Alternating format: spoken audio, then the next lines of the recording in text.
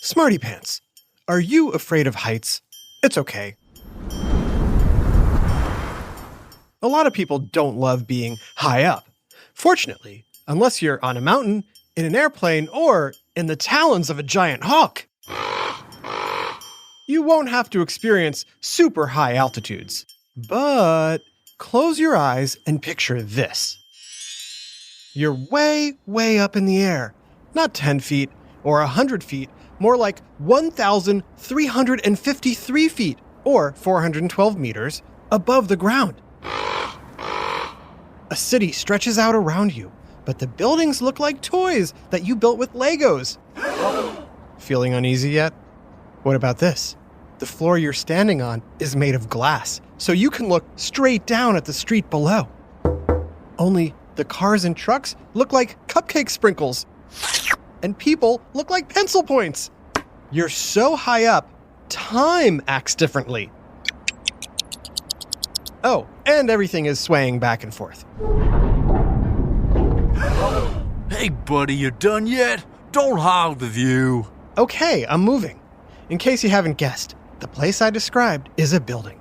Not just any building, it's a skyscraper. Ooh.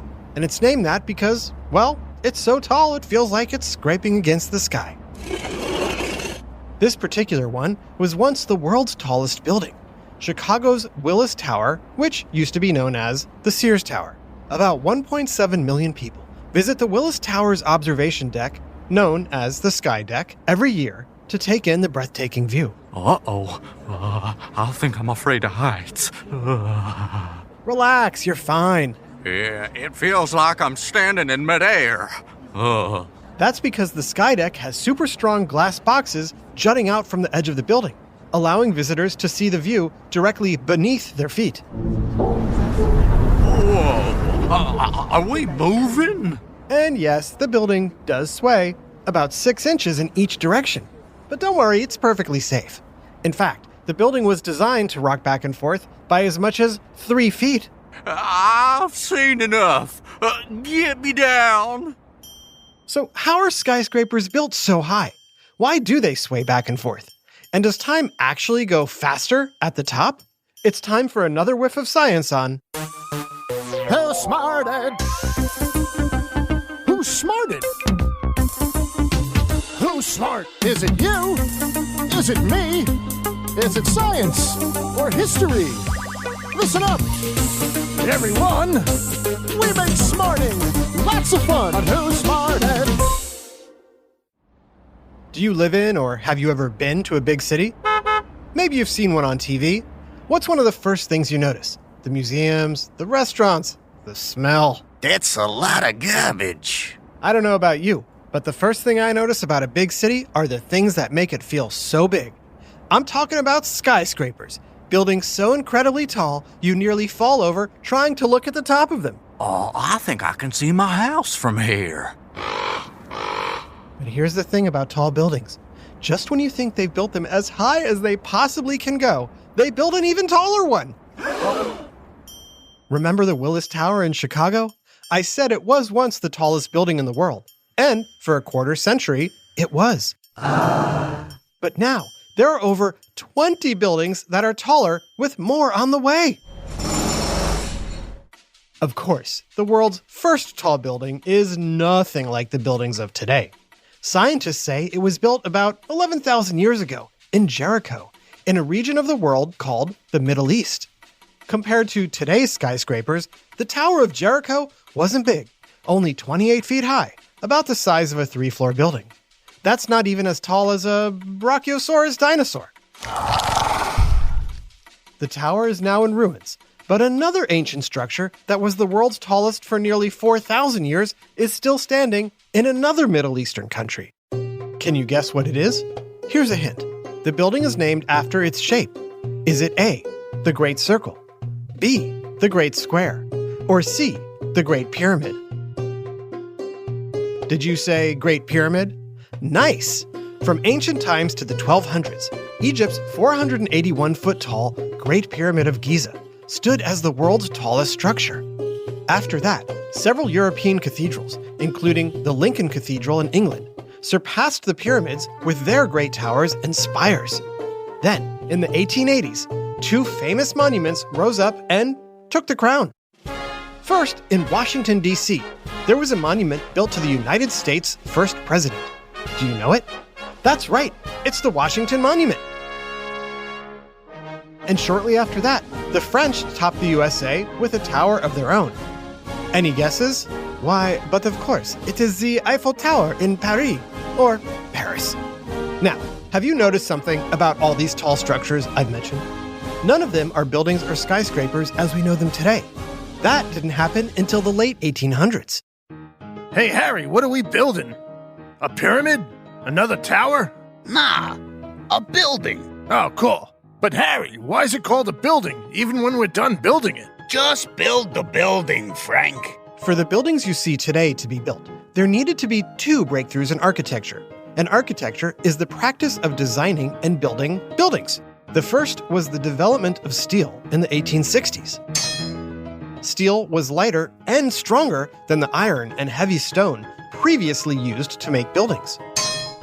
With the creation of steel frameworks, architects could design buildings taller than before. But getting people quickly up and down a tall building required a second invention. Any idea what it is? Here's a hint. Say you lived on the 30th floor of a skyscraper and you ordered a pizza delivery. Hello? Hey, yo! I got a hot pizza pie for some kids on 30. Ooh, pizza. Come on up.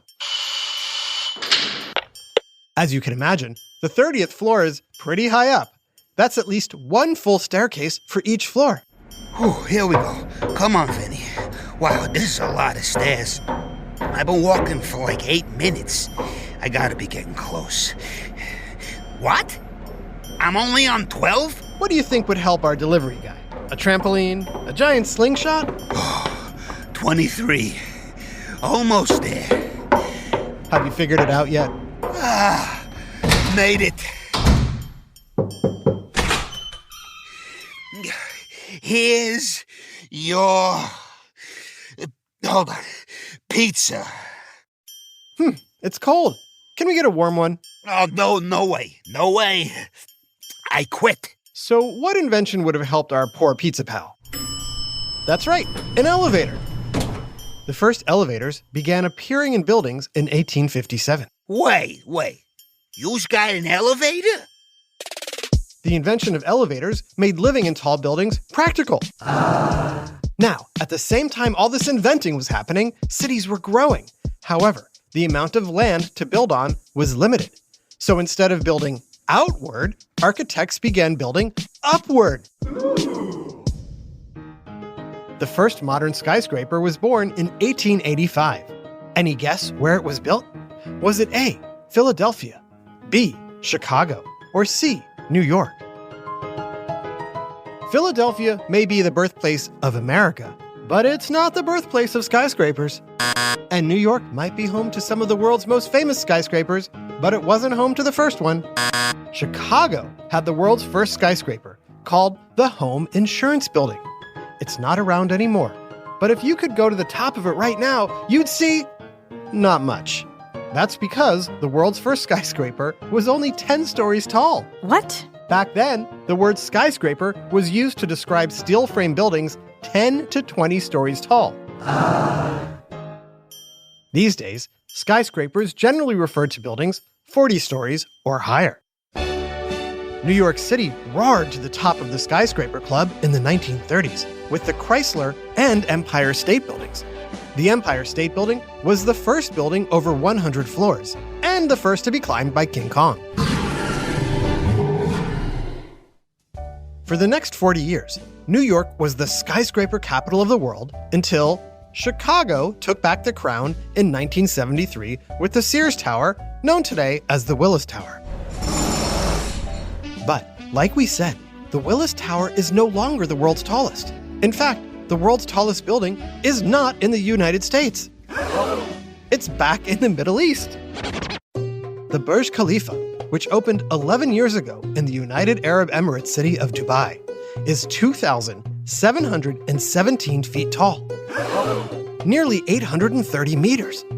If you live in a typical 2-story home, you'd need about 135 of your houses stacked on top of each other to reach the height of the Burj Khalifa. Whoa. It is equal to 6 Great Pyramids and over 2 Empire State Buildings.